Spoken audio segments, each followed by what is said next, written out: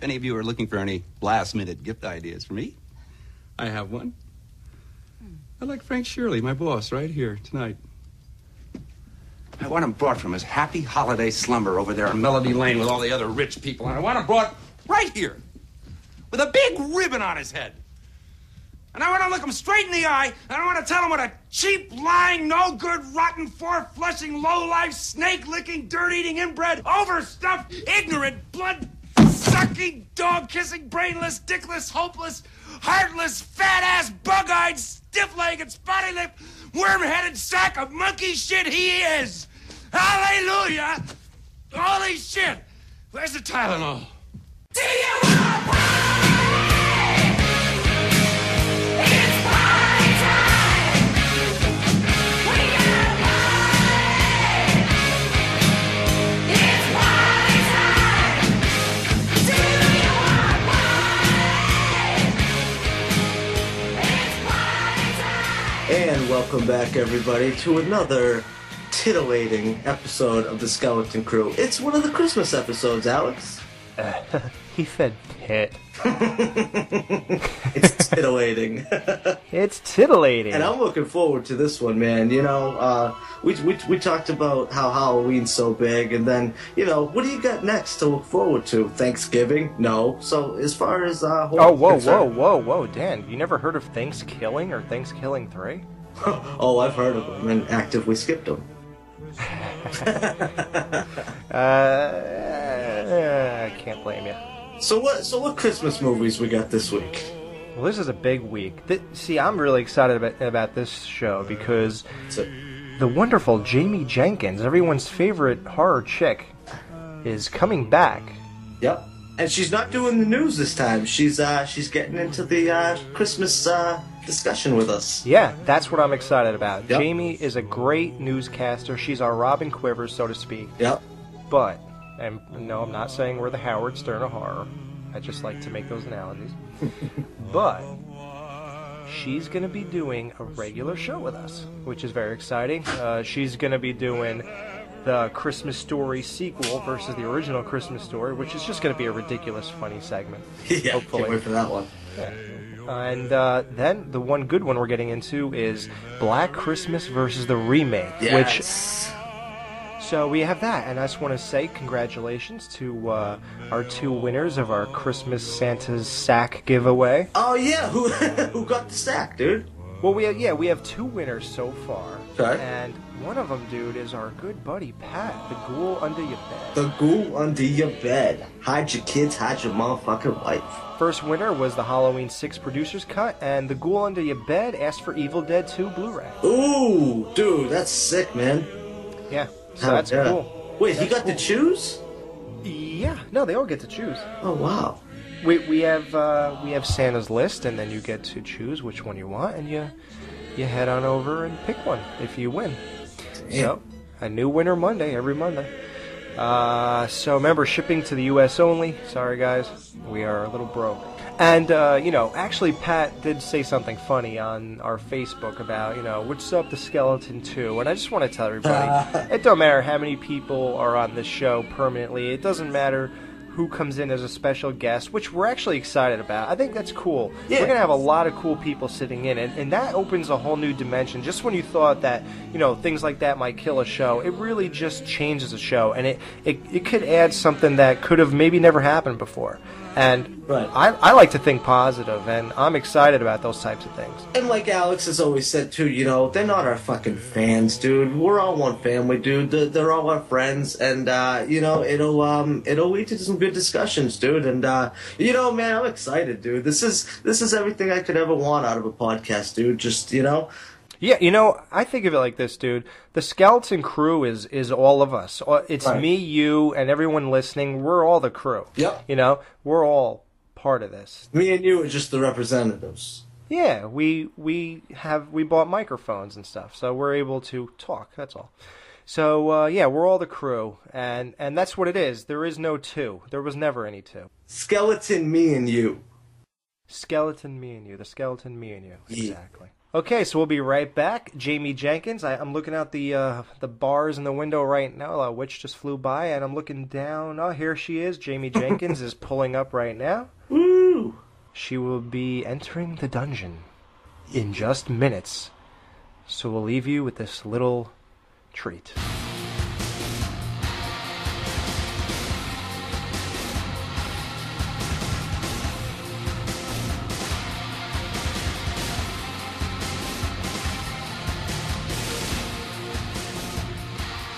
Twas the night before Christmas, and all through the home, not a creature was stirring, except for me and this poem. My sisters were nestled all snug in their beds, while visions of candy bars danced in their heads. Then I sprang like a spring and snuck like a sneak down the stairs to the gifts for just a quick peek. When lo and behold, what did I see? Lisa and Maggie had just beaten me. I poked at my package and said, "This is rad, man." Then noticed Dad's shadow. He looked like a madman. Oh, Maggie, oh, Lisa, oh, little Bartholomew, go upstairs, go right now before I kill all of you.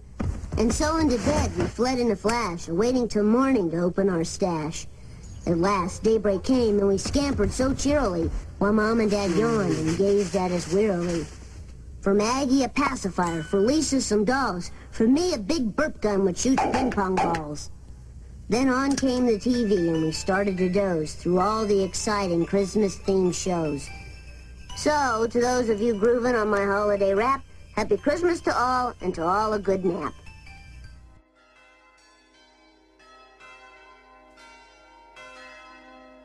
You know, Dan, not only are we lucky enough to have the beautiful Jamie Jenkins join us for this Black Christmas versus Black Christmas battle, but we also have her cat in the dungeon.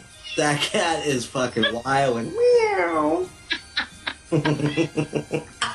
That's Wednesday. I don't know why she's being so mouthy. She usually isn't. Yeah, now we're gonna have a cat running around the dungeon.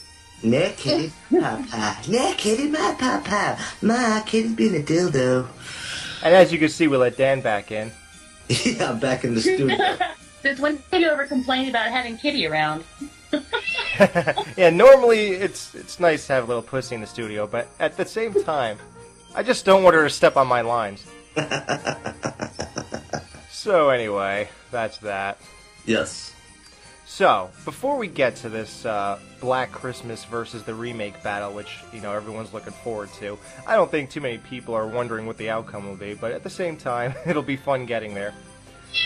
Right, yeah, I think everybody else did it too. Oh, did they? Oh well. We're what, 3 years late? That's not bad. I think we're still good. I think we're still relevant. I think it's 6 years. Oh, we're 6 years late. Okay. Oh, okay.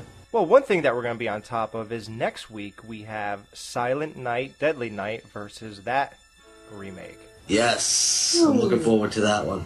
That is going to make up for this, day late, dollar short ordeal we're going through. Well, that's okay. I'm here, so that makes up for it. Yeah, you do make up for it. We're late, but you're here. And you're not late, right? Because I don't want to be a dad. No. Okay, good. You are not the baby's daddy. It's all good. You are not the father. Excellent. All right. Before we get into the battle, I want to get into something that I stumbled across. What I stumbled across was, you know, the original iconic classic, A Christmas Story. Never heard of it. You'll shoot your eye out, kid. You'll shoot your eye out. Ho, ho, ho. Ho, ho, ho. All that stuff. Now, they made a sequel to that movie. Ugh, unbelievable. Just recently, too. Yeah, 2012. It actually just came out on Blu-ray, and I know a lot of people are saying this. I thought this should be a horror podcast, and it is, believe me. A Christmas Story 2 is not far from a horror movie. Yes, dude. you know, it's only the prefix of the word horrible, but at the same time. Yeah, I just don't get how, isn't he practically like, just like a couple years older than the original movie? Alright. Alfie? Yeah, explain this to me, Alex. Give me the lowdown here, bro. Well, first, the people in it, dude. They had to recast the entire family. The dad is played by Daniel Stern. Come on. Oh, no, dude. The actors playing Flick and Schwartz are horrible, dude. Wow. Horrible actors. I think they should have got the real kid who played Schwartz. You know, his pornos are better than this movie. You know he's a porn star now, right? I did hear that through the grapevine. Yeah, the kid who stuck his tongue to a flagpole is now sticking him. I won't go there. Wow. Yeah.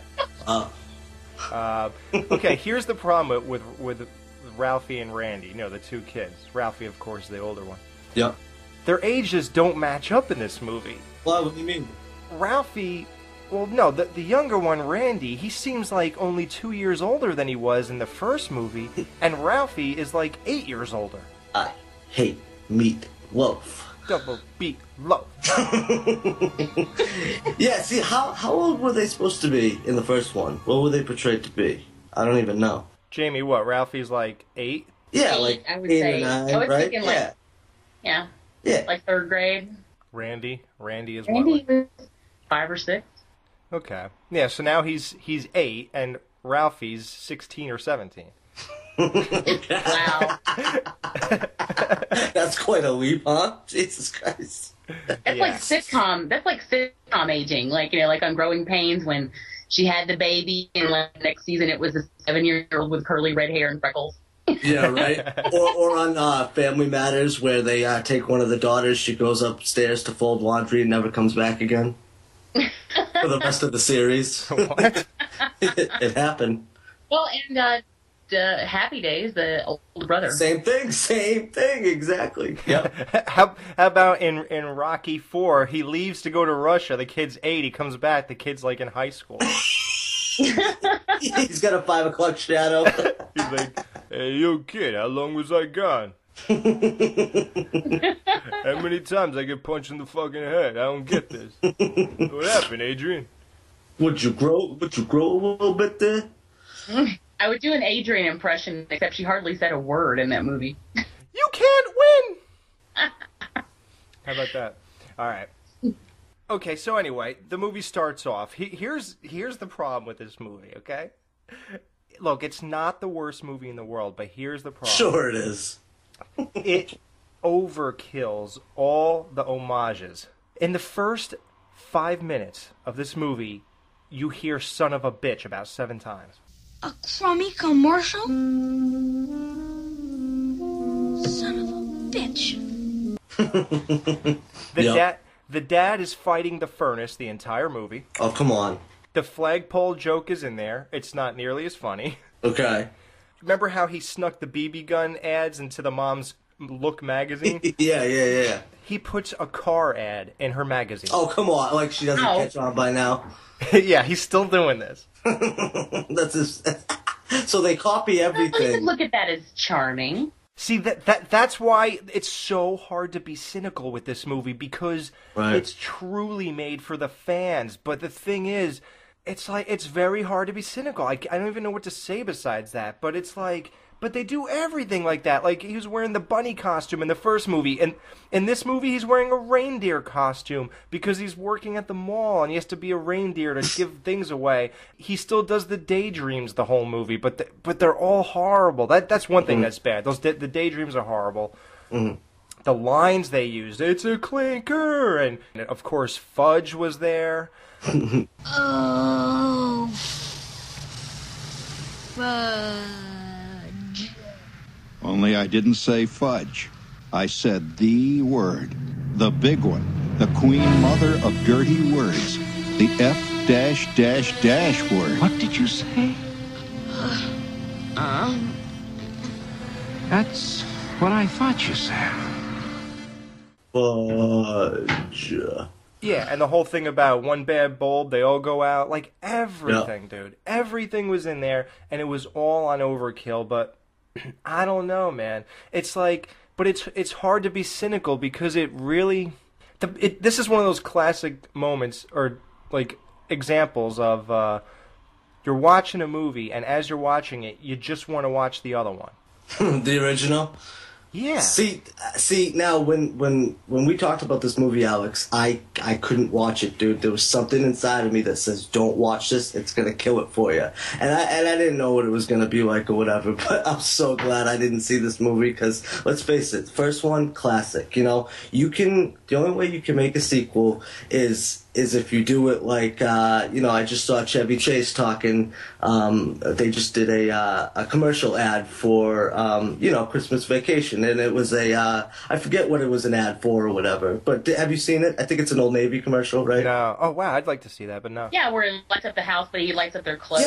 Yeah, it's him, Beverly D'Angelo, and what's her name? All three of them. Now, I saw a behind-the-scenes interview with him, and he says, it's about time to do a sequel to this. And, that you can do, but you can't do a sequel and replace all the real people. And not have them age, and not use any of the same characters, and like you said, duplicate everything. I mean, you can't recreate that magic. Everybody knows that. So I couldn't watch this, dude. And of course, you hear Christmas Story 2. It's intriguing, but at the same time, I saw that fucking trailer, dude. Fuck no.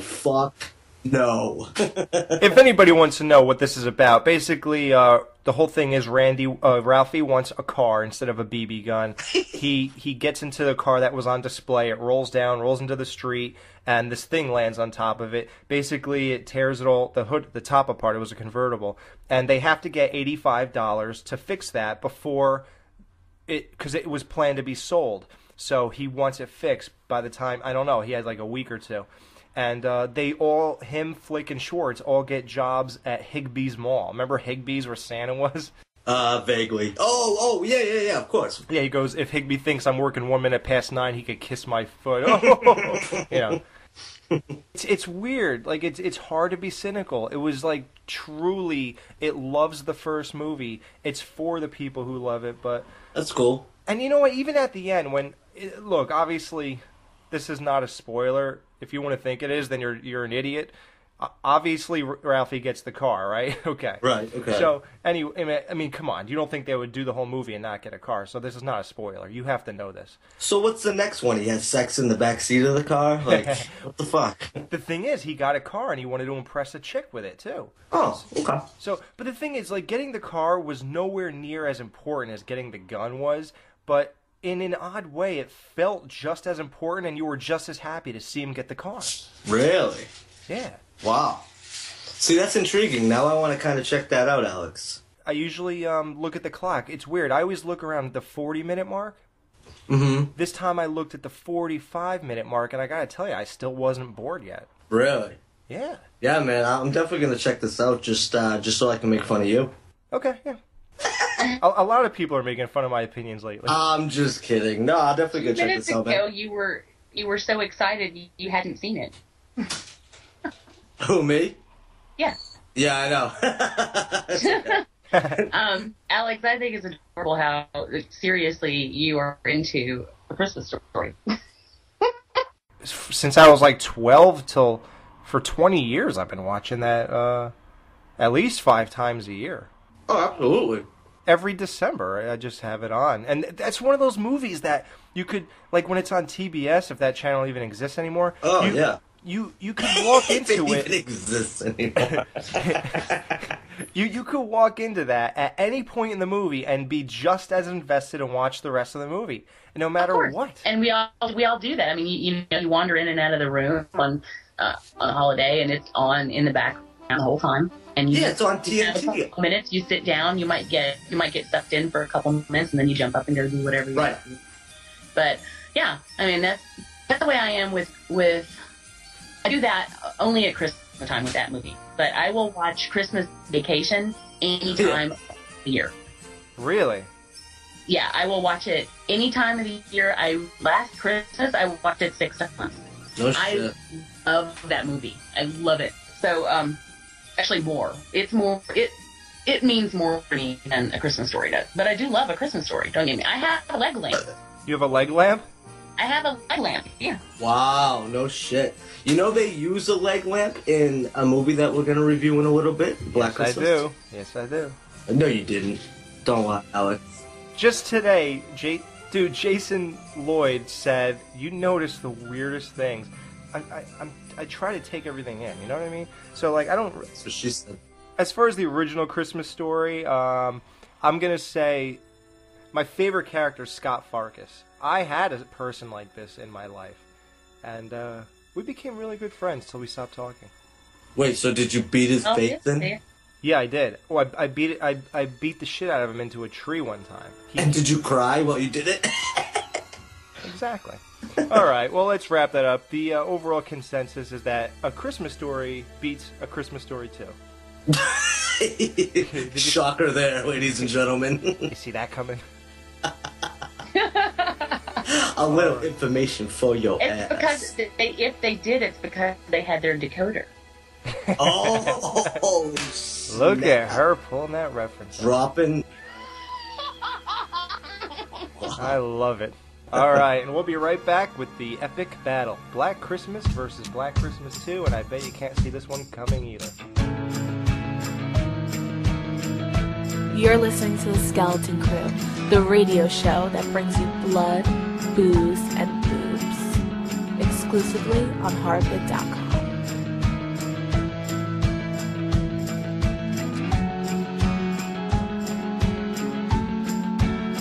Every time I think of you, I feel the cold.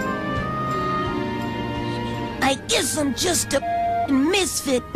Hey, who the are you? I'm Hermie the Drill. Santa kicked me out because I wouldn't give him his tribute. Someday, I'm gonna take over Santa's whole operation. Hey, I'm with you, Paisan, and I know just the guy to call. Yukon Cornelion.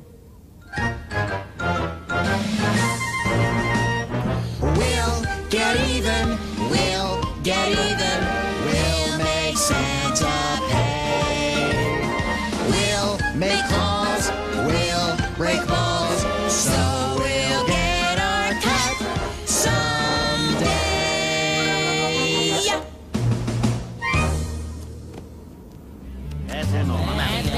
What's the matter for you? I said, I'm out. Ho, ho, ho! Donner and Blitzen just hijacked a shipment of pure snow. We'll make 2 million easy. Who the f*** are you? Who the f*** am I? I'm Yukon Cornelion, the greatest hitman of all. And I've got a special present for you. Compliments of one disgruntled elf and red-nosed reindeer. Were you talking to me? You talking to me?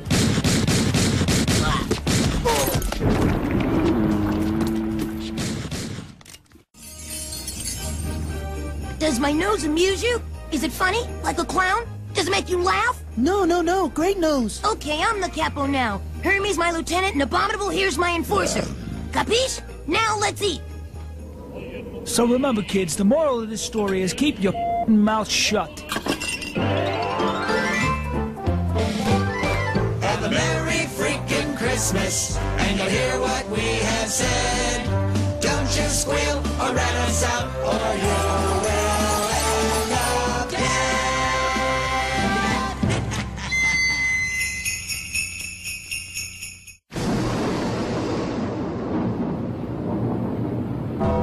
The Skeleton Crew brings you another epic battle.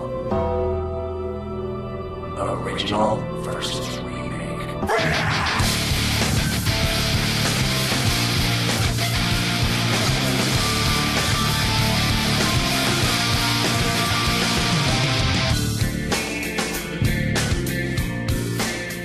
Alright, it is time to find out what's the better movie, Black Christmas or Black Christmas the Remake? Dun dun dun. You're all dying to find out, because I'm sure you haven't developed your own opinions yet. Yeah, right. And you've been waiting for this show. Lucky for you, it's here tonight. And plenty of time for Christmas. Right? Yes. Jamie, what do you think of the original Black Christmas? Visually, I think it is stunning. The atmosphere is amazing to me. I also really enjoy the score. The acting is good. I love Margot Kidder's character because she is just, she's a freak and I can dig it. Olivia Hussey is adorable. Now, Pete,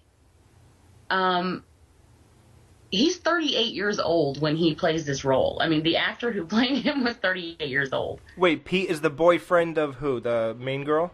Yes. Right. The music guy. Yeah. So he's 38. Yeah. And to me, he seemed older the whole time. But this movie has this movie has some stuff going on that I would like to dig into deeper. Because as you know, like, Roe v. Wade was 1973. Yeah. And abortion plays a huge role in the original Black Christmas. Yeah. Right. And it's basically a theme that's running throughout. And I would like to explore that more and see if there's anything. I don't know if Clark had anything in mind specifically, like any kind of statement, or if it was that's just the way it ended up and it was a coincidence. But I find that interesting. Yeah, let's also point out that Bob Clark directed the original Christmas Story movie, which we just talked about, and he directed Black Christmas. The original. Blew my mind when I found that out, dude. Isn't that crazy, man? Because we decided to do all those movies in one show, and I didn't put two and two together until I saw a behind the scenes where they had the leg lamp and they were putting it into the Black Christmas remake, as an ode to Bob Clark while Bob Clark was on the set. Mm-hmm. Yep. Yeah, I watched Black Christmas one time. Mm-hmm. And that was years ago. I don't want to. It'll be embarrassing if I tell you how long ago. Because I don't watch like movies constantly. Like I don't know. People have been asking me about that a lot lately. Because I've been saying some stuff on Horrorphilia. Like I'm wondering how many times a week people watch movies and stuff like that. I don't know, man. Like I just two or three a week, maybe. I don't know. I thought that was enough, but I go through phases. I go through phases where I'll do nothing but watch movies for a week, and then I won't touch it. Same with music and other things. Just go through phases but yeah, me and you, Alex, I noticed too, man. We've never been those dudes to see every fucking movie. I mean, if it's a contest, dude, we're the last in line, bro. We're struggling, fucking straggling, fucking cracking open beers because there's no shot, No, forget it. It was first pointed out during our rant against House of Horror when we said you watch 14 movies a week and stuff, and we thought that was outrageous. Right. And no, it's a normal thing, I guess. I don't know. But we don't do that. So I haven't watched this movie in about 10 years. Wow. So I put it on again for the first time for this show. Yep. And I got to tell you, it is incredible. It is amazing. Everything Jamie said is so spot on. The atmosphere, Bob Clark really, really captured that feeling of you are in this house with this killer, and it is terrifying. Mm-hmm. I also feel like he captured Christmas. Yes. Right. It really felt like Christmas to me. Yeah, well, he would know. He captured that better than anybody in the world, didn't he? Yeah, but he captured that, and he captured horror, and he put it together with absolutely nothing to reference either. It was the first of its kind. It was, right. You know what I mean? Like, what was before that? This was even before Halloween. Yeah, dude, that is incredible. Like this, before this movie, it was just like all those mythical creatures like Frankenstein, Dracula. Oh, wait, of course, we can't skip Psycho. Okay. Right. So, Psycho, but then it took like 14 years to get the next thing really going, I'm sure there was stuff done in the meantime, but nobody knows or cares about those. Right. But, like, this was the one. This was the one that changed everything. Yeah. That is huge for being the first of its kind and being so good. Usually you suck when you first start trying something out. Well, and too, I mean, Christmas movies, they have a certain cheese or corniness to it or whatever, and some are more acceptable than others. But tonally, dude, this movie's fucking spot on, you know? It was tonally a good horror movie. It had good scares or whatever, but it also had that Christmas charm to it. And, you know, to me, dude, that would be a fucking hard thing to balance. But then again, you know, if you do it right, like they did, you see how it's done, you say, oh, okay, yeah, that came along flawlessly. So, you know, hats off to this dude making this movie. This was the first time I saw this movie, too, you know, when we watched it for this show. Never seen it before in my life. Nope. Wow, yeah, and I was totally blown away, just like Jamie said. But, you know, and what do you guys think of, like, of course, you know, what struck me first is the opening shot, the point of view shot. Right. That look, I mean, John Carpenter clearly was, like, I guess that was an homage to this. Well, see, it was weird too, man, watching this, because if you look at both of them, they're the same. Don't get me wrong, they're very much the same, but they're different in the sense where this one was more realistic, man. This one was shakier. It showed his hands and the breathing, man. Between all those things, put those all together, you really felt like that was a great first attempt at a first person, situation in a horror movie, man. And I'm watching it, and you know, like all the movies that we've seen up to this point, it stood up, dude. And this is supposed to be one of those pioneering it stood movies. Up. Yeah. Dude, oh, Jamie, I guess you watched it for this show. Did it not stand up just as well as it did 30, 40 years ago? Oh, I absolutely think it does. You know, what's funny is I did watch it for this show, but so I've watched it twice in the last 2 weeks. I watched it last week because we were talking about it on Badasses, Boobs, and Body Counts. So then... So I watched it again, and I got to tell you, sitting through it the second time, and I guess that wasn't really necessary. I just wanted to. Because she cares about the Skeleton Crew. I just, well, of course, I only want to give you the best. Girl. But we want to let you. I do, however, feel like the film has flaws. You know, I don't think it's perfect. For one, we never find out who the hell Billy is. I mean, yeah, right. I don't know. Like we get nothing on that. And okay, but wait a minute. Let's stop there because there is something to talk about there. Now, okay, since this is a verse show, let's get right into the remake while referencing this one. Billy, this Black Christmas and Halloween have a couple things in common, and one of them is their approach to their remakes. Michael Myers, we knew nothing about why he wanted to kill, why he got fixated on Laurie Strode. Right. He was just a guy who killed his sister, and now he's going after the girl who went up to his house. In this one, Billy is just a guy who climbed up to this house and hung out in the attic and killed people. Yep. Now, so for both of them, the mystery, but here's what I'm going to ask you now. Oh, well, first let me make this observation. Both remakes explained the characters to death. Right. Yeah. You got way too much knowledge about why Michael Myers is doing stuff. Right. We already covered that in the Halloween versus Halloween remake show. Look that up if you want to hear it. Way too much. This one, in the remake here... Oh my god. Worst part of the movie, dude. Worst fucking part of the movie was those flashbacks. Billy! Dude, Billy is yellow? Dude. Oh no, it's ridiculous. It is ridiculous. It is. Right? But what I would like is a happy medium. I don't need to know the entire story, you know. Right. I don't mind being teased and you know, being forced to fill in my own blanks, but I just felt like we were sort of left hanging there with, I mean, they gave us a little bit, but like, I don't know, I think I would like to know more about the character, like, right. Yeah.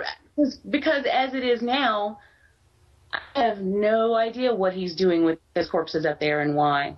And I'm curious about that. Like, that's the part of human nature that makes me curious. You know, why are you? Yeah, but that's what I was going to ask you. Did it matter? Did it ruin your experience? Like, overall, do you think that it took away from the movie?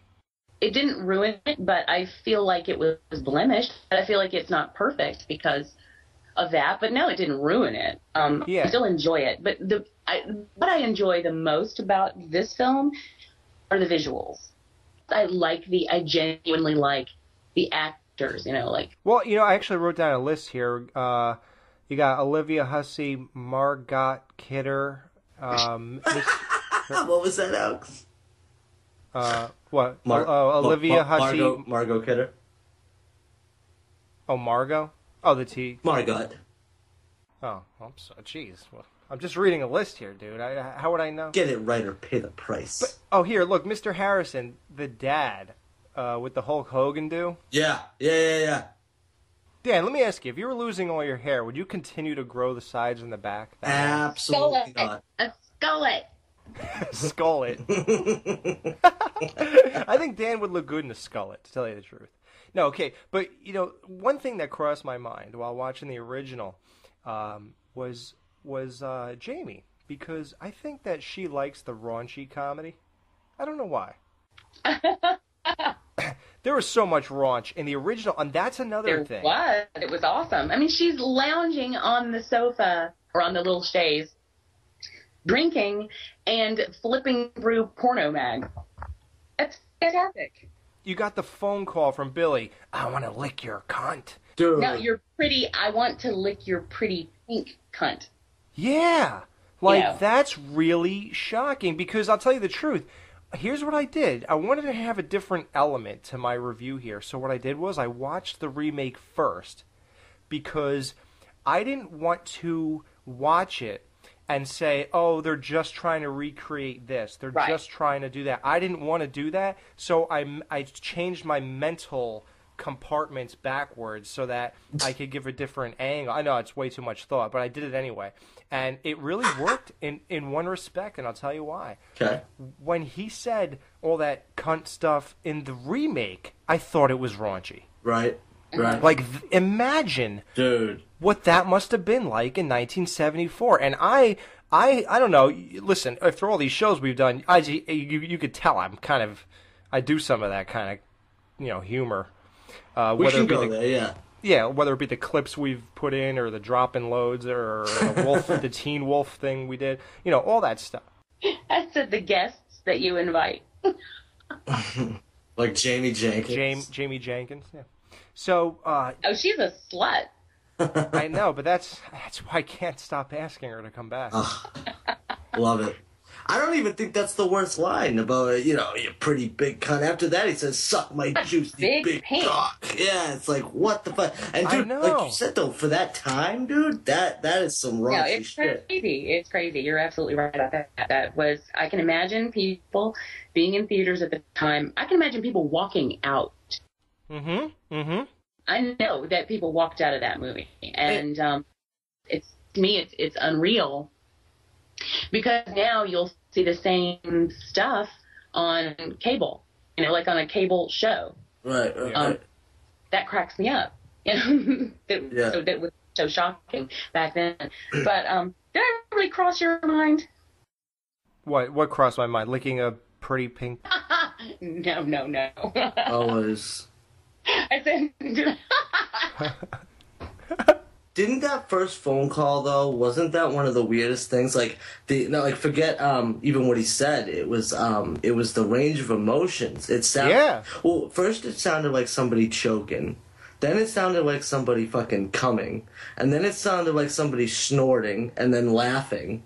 Listen to it. It's Dan, you sound like that when you come?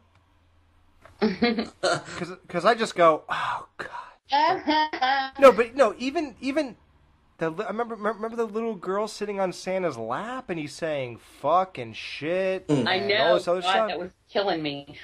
I hope it was overdubbed. Margot Kidder's getting a little boy drunk. Even the posters on the wall, the old lady giving the finger, was sort of raunchy, and then the people screwing and the peace symbol, the sign, and all that stuff. Love that. Yeah, well, and as Dan said also, too, just little stuff. In the remake, there was a leg lamp in the living room. And where all those hot chicks were sitting on the couch. They were actually hot bitches because they were all bitches. which is weird because did anybody connect with any of those girls? Did you care at all? Remake? Dude, I wouldn't say I connected with them, but more so than the original. First of all, what is Katie Cassidy? I love that chick. I said that before. She's in, see, you know what's funny about that? Was this the, I think this was the original movie where they call back and say the calls are coming from inside the house. Now, was it this or When a Stranger Calls? I believe it was this, right? So, in this movie, that wasn't exactly the twist. That was just one of the things. But anyways, I just thought it was funny that she's in both movies. She's in the When a Stranger Calls remake and the Black XMas remake. But her, Lacey Chabert from Party of Five, smoking hot. So if you dude, those chicks were so fine. The whole investment of me not wanting them to die was I was hoping they would take their tops off first. Yeah, right? Yeah, exactly. Yeah, that's the only thing that kept me going too. But see, that's the thing, like connecting with them, no. But if you want to talk like hotness and me caring about them, absolutely. The chick from Final Destination 3 and fucking the new Die Hard. She's in it. You know, there's a lot of top-notch actresses, and when I say top-notch, I mean nice bodies and boobs. What were the bad parts of the remake? To me, it started off pretty it was like ridiculously stupid. What is with the asshole security guard? Is this guy an asshole or what? Why would you go into a pitch black cell with a tiny flashlight crawling on the ground when you have a homicidal maniac who just slipped you a note threatening to escape? Yeah, he totally deserved that candy cane to the jugular, dude. Yeah, like, why would you not gas the room, have the guy pass out, turn the light on, and go in there and, you know, do whatever. Check, see what he's doing. Like, why would you go in there when this guy is perfectly capable of getting you? It makes no sense. And what was with the one chick, dude, watching videos of herself having sex? You don't do that? Well, I do, but because I'm a guy. So? And I want to relive what happened to me that night. Why can't a girl want to do that? Look at the look on her face. Did she look like she was into it? Like, I'm sitting there in awe. I was like, wow, I really got someone to do this? Like, she's I really there, got like, someone to do it.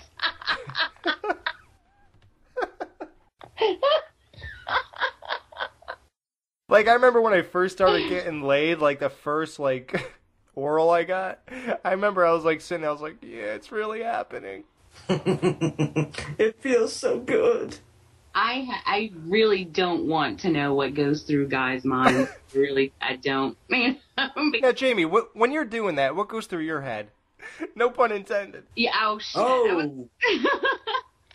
What goes through my head? Are you seriously asking? You want to know? Sure. Miami Vice. Don Johnson? No, I'm kidding. No, I am there the whole time. I'm there. I'm concentrating. My favorite thing is to look up into your eyes. My eyes or Dan's eyes? And I keep eye contact as much as possible. I am right there and I'm paying attention. I'm very in tune with my lover. I'm like, I always try to pay attention to what's going on. And so what he likes, what he doesn't like, you know, that sort of thing. All right, let's keep it moving, guys. Yeah, come on. Yeah, Dan's getting uncomfortable. All right. Okay. Let's compare some of the kills. Let's talk about the kills. Holy Christ. Oh boy. Okay. Well, what, you don't like the gingerbread cookie back skin? No, I like that. I think they could have been cut a little bit nicer, but no, they were fine. Well, wait, hold on. Let's talk about the kills in the first one, or lack thereof, dude. There was the bag over the head in the original there, but the thing that swung into the old lady in the attic. Yeah, but nothing really. Yeah. That was the second one, but nothing really notable, dude. I mean, see, I can't even remember anything from the first. I mean, I remember them, but it wasn't like, oh wow. It was 1974.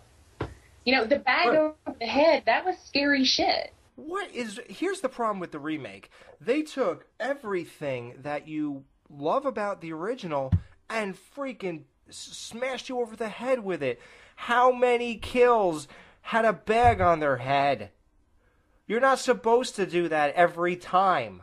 Yeah. There were 4 kills with bags over their heads. They made Billy use a bag over a head like they would make Jason use a machete. Exactly. They defined him based on that one kill from the original. And that was wrong. That's not what the character was about. And the other scene they totally dropped the ball on. The classic eyeball in the door crack.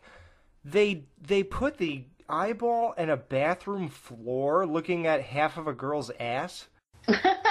Yeah, oh no, the tile. Yeah, that was ridiculous. Dude, so, that was such a poor homage and totally anticlimactic. It didn't, like, I remember I watched that first movie with a girl one time, and that is the only thing she remembered from the movie, that creepy eye. I swear to God, the only thing she remembered and all she talked about.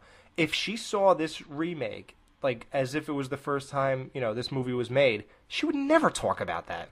Right. The eye in the bathroom floor. What the hell kind of thing is that? It's stupid, dude. Just like a lot of those things. Just like when he's looking through the poster and he fucking pokes out the fucking what's it called? The thumbtack, and he looks through a hole through the thumbtack. Now, as far as from what I recall, the hole that a thumbtack makes isn't nearly the size of an eyeball. The one kill I remember, except for all the bad kills, was the icicle falling off the gutter or something and going through the lady's head. Dude, that was badass. That was good. It was a bonus. Yeah, I mean, I look at that like that was one of the highlight kills of the movie, just because there wasn't that much, dude. I mean, as far as the kills, it was like it just seemed like tonally the kills were off, And I remember even watching the director saying he doesn't like that kind of stuff or whatever, but he felt pressured by the studio, and please, you got too many. Well, no, I'm just saying you got... No, they always say that. Yeah, exactly. And you got too many fucking cooks in the kitchen, just like everything with the studio, director, producers, or whatever. Now, the original director was there, Bob Clark, but he even said he wanted, he trusts the guy or whatever. He liked what he saw, and he's just going to let him do his own thing. So that was at least one less person in it or whatever, because even if he puts in his 2 cents, dude, it doesn't matter. The original director or whatever. When you get too many fucking ideas put in, I think it doesn't come out right. And, who knows what they were going for with this? I think they hit a weird tone with this movie. It's kind of dark. With the remake? Yeah, but I liked it. Okay, let's go to some what the F moments then. When Billy's mom rapes him to get the kid that she always wanted, or something like that. So fucked. Didn't she hate him because he was yellow? Why would you rape a yellow guy if you want a certain kind of kid? Wouldn't you think he'll be yellow too? And clearly you weren't thrilled about the first yellow kid. Just fucking pumping out yellow babies with no regard for anything.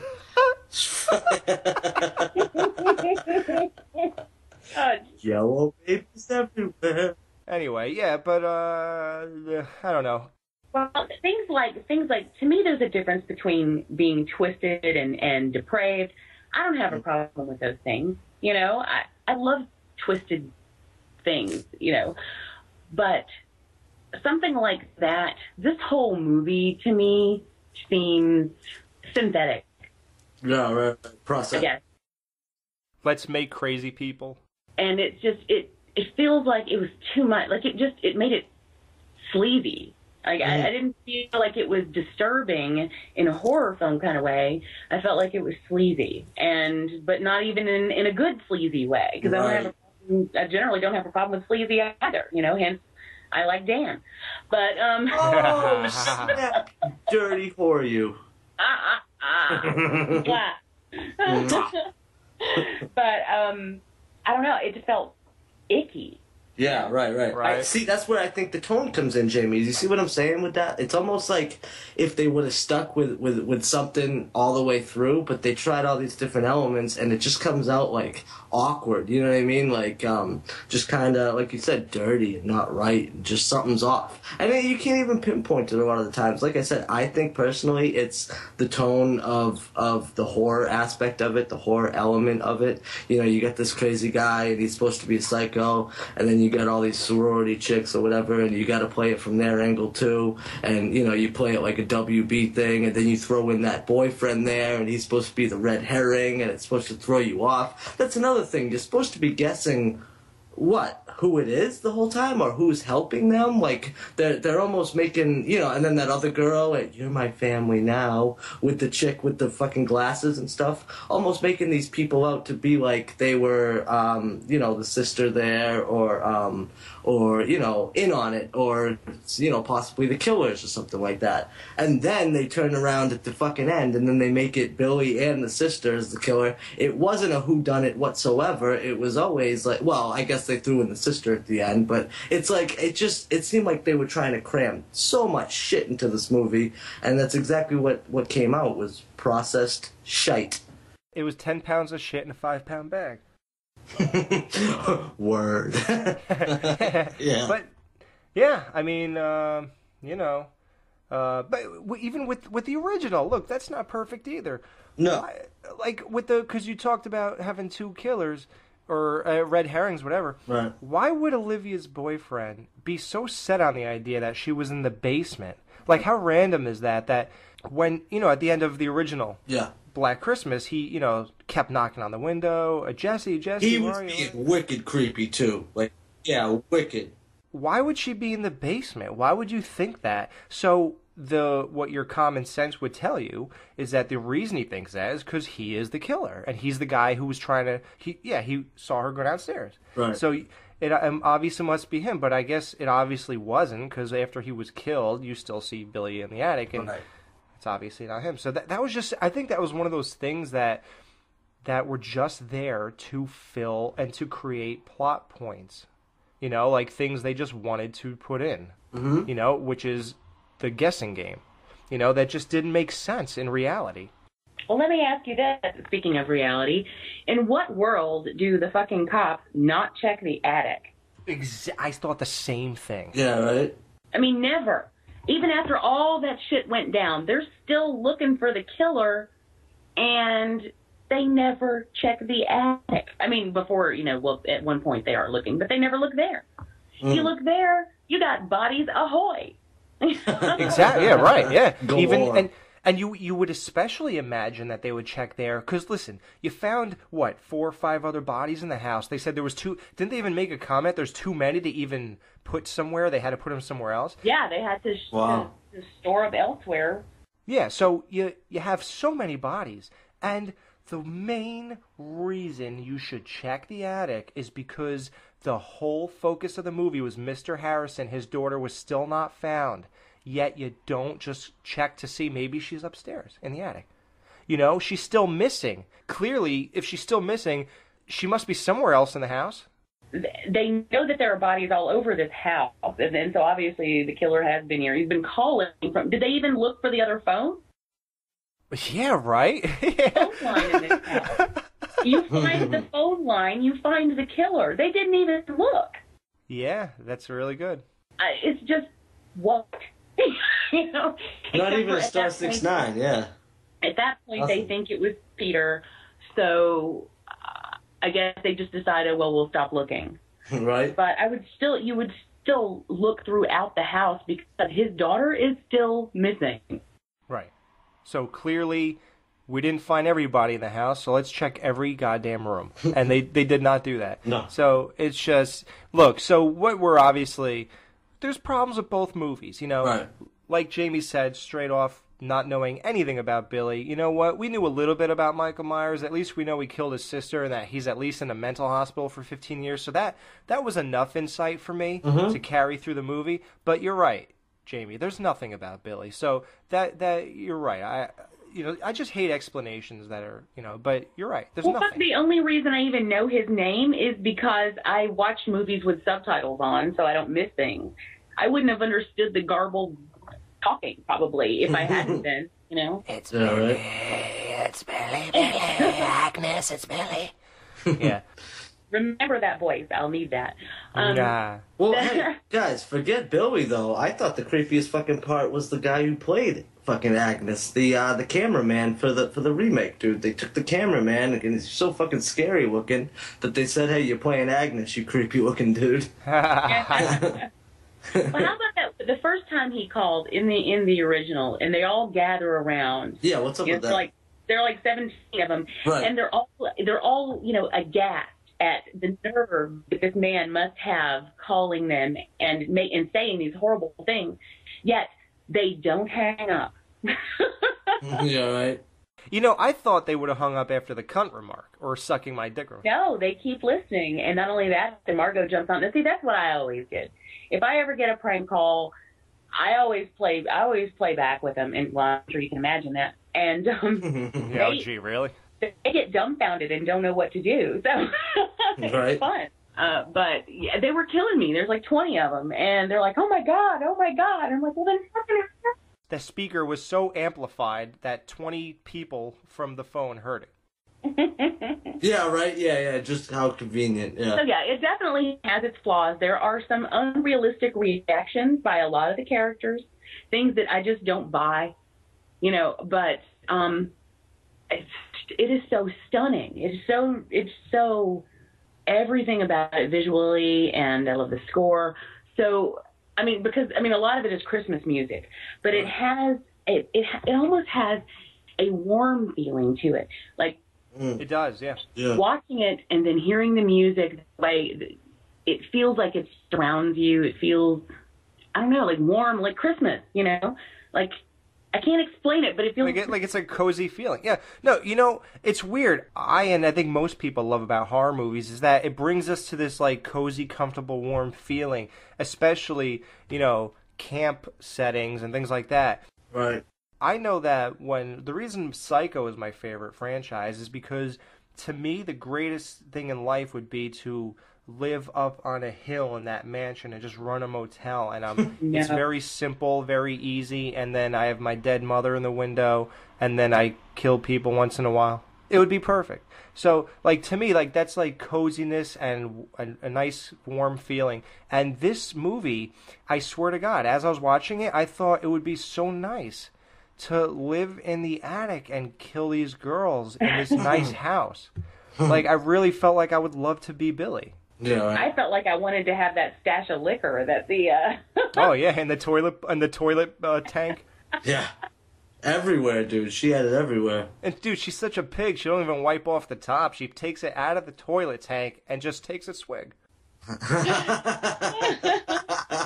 Did you guys notice like the strange telltale predictions of future horror in this movie? Like, did you notice that one scene, they just cut straight to a hockey mask? And it was, like, supposed to be scary to the audience? Yeah, what was that? I didn't quite pick up on that. What the fuck? Yeah, it was just a guy playing hockey, I guess. But then, what I thought was also interesting was that Olivia Hussey, Jessie, in the movie, she runs around with a fire poker, just like Friday the 13th Part 3. Yeah. So if you make the connection, Jason got his mask in that movie and used a fire poker to kill that chick when he shoved it in her breadbasket. Right. Isn't that so strange? Yeah, no, you're right. I hadn't thought of it, but, you know, yeah. Shove it in your breadbasket. Well, I mean, people are... It wouldn't surprise me at all if this movie influenced a lot of people down the line. I mean, I think it's obvious that it did. It did. You know. But, see, it doesn't really get a lot of credit. Now, see, how do you guys feel about the credit it gets, and what do you think it deserves? Because a lot of people say it's underrated or whatever, and they give all the credit to Halloween or whatever. But I don't even look at it like what came first. I just look at quality over anything. And yeah, obviously Halloween stole from this, but dude, Halloween's a different movie, you know? And I heard it through the grapevine, too, that John Carpenter didn't even see Black Xmas before he did Halloween. See, I don't believe that, just from the point of view opener shot. Same here, bro. So, yeah. You know, who's to say? Overall, though, dude, those flicks, as far as Christmas horror movies go, they're not bad watches. You know, you get shit-faced, drink some eggnog, watch those. They're not bad, you know? Yeah. So, well, I guess we'll rate them both so that we'll add it up at the end, and we will see who won. So, this should be tough. Yeah, right? Okay, Jamie, what do you rate the first movie from 1 to 10, the original? I'll say 7. A 7? Yeah. Okay, and what about the remake? 4. Okay. Danny Boy. All right, sir. Well, the original, I would rate it probably 7. You know, and I give it a 7, and that's being that's being generous too, because I just like the overall feeling to it, and I understand its cultural significance, like we just said with Halloween and stuff like that. But personal favorite and stuff like that, nah. I think horror Christmas movies are I don't know. I just think they're unnecessary, you know? Save it for Halloween, and, you know, it's cool, but you got movies like Christmas Story and Home Alone and, you know, Christmas Vacation for Christmas stuff, and I just feel like there's not really a place in horror, and when it does get incorporated, I think if it's not all about Christmas and it just kind of involves it a little bit, it's okay. Like, we've talked about this before, but the movie P2 takes place during Christmas. It's clearly just the backdrop, though, and all the mayhem that goes on is just, you know, shit that goes down. I actually like that movie. I love it. And, Rachel Nichols is, good old. But, anyways. I don't really feel like, I don't agree with that, with the fact that horror doesn't belong at Christmas. I think horror belongs anytime. But as far as this movie goes, I think the unfortunate thing is no one ever really talks about it unless it is Christmas. You know, I think it is a very influential film. It's a gorgeous film. I mean, if nothing else, I enjoy everything about it aesthetically. And it's obvious that people have been influenced by it, yet the only time I ever really hear anyone talk about it is at Christmas. Right.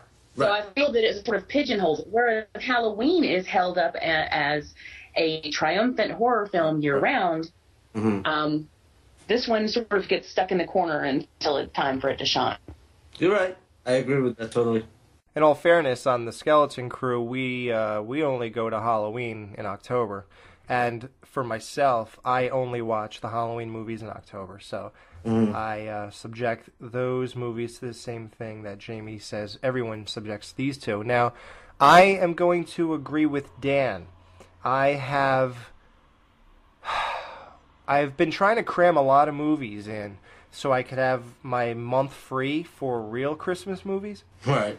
And I watched about 6 Christmas horror movies. Both these, Silent Night 1, Silent Night 2, the remake, Santa's Sleigh, and something else, I forgot. And I gotta tell you, I don't really like to associate horror with Christmas. I feel like I don't want to really relate those two things. I don't want to think of Santa Claus as a evil killer and very raw. I don't want to add raunchy, disgusting things into Christmas. Like, that's... You know, as we get older, Christmas is one of those things that you could just still hold on to that kid feeling in some way. And watching all those shows he mentioned, like Christmas Vacation, Christmas Story, I still watch all the cartoons. Oh, me too. Christmas, every year. Home Alone. I just watched Home Alone a week ago. I'm going to watch part 2 probably tonight. And that's what I like to have around me during Christmas. I don't really like this stuff. I agree. Totally. So I probably will not watch any of these again. Although I loved this movie this time around. And I think I'd rather watch these when it's not Christmas if I was ever gonna. I don't want to associate it. So, although there's a place for it, like Jamie said, it's not for me. I guess it's not for Dan. But as far as technical ratings go, I'm going to give Black Christmas, the original, a 9. Wow. I think it's almost as good as Halloween. I know that sounds crazy, but as I was watching it, I almost felt that way. Wow. I kind of felt guilty about it. Because Halloween changed everything for me. And the remake, I think I'm going to agree with a 4. So my rating, if anybody cares, is probably a 3 or 4 too on that one. But nobody asked me, so it's okay. Well, we did, but Jamie wanted to respond to you. Yeah, see, they're okay to watch. I'd recommend... It's my fault. Can't be my fault. No. All right, well, guys, thanks. Well, actually, Dan, you're always here, so F off. Jamie, thanks for joining us. Anytime. I love it here. This is one of my favorite places. Y'all come back now, you hear? Yeah, hey, listen, anytime you want to knock that carcass off that chair and go ahead and sit down, you let us know. I told you, put some boobs on that skeleton and I'm yours. Maybe we should make an alternate logo. Long hair, boobs. Ooh. Like it already. Yeah, I like it already. Bony boobs. It doesn't sound right, but we'll make it work. All right, well, there you have it, and we will be back for our Silent Night, Deadly Night versus Silent Night Remake. And before we go, Alex, I just want to give a quick shout out to Matt Wessel. Matt Wessel. Who made us some fucking killer t-shirts, dude. I'm wearing mine right now, Alex. I know you are. I absolutely am, dude. Blood, booze, boob. Yeah, blood, booze, and boobs. Jamie, what's his name? Matt Wessel. Oh, good. I was pouting. Matt Wessel. Matt Wessel. Join us next week with Matt Wessel. Matt Wessel. Amy Jenkins. No, we'll have a special guest host, and we don't reveal anything anymore. You know us. We're the show of broken promises. And all right, so this is Alex. Dan Chase. And our special guest host, Jamie Jenkins. Woo! See you all on December 20th. Ho, ho, ho.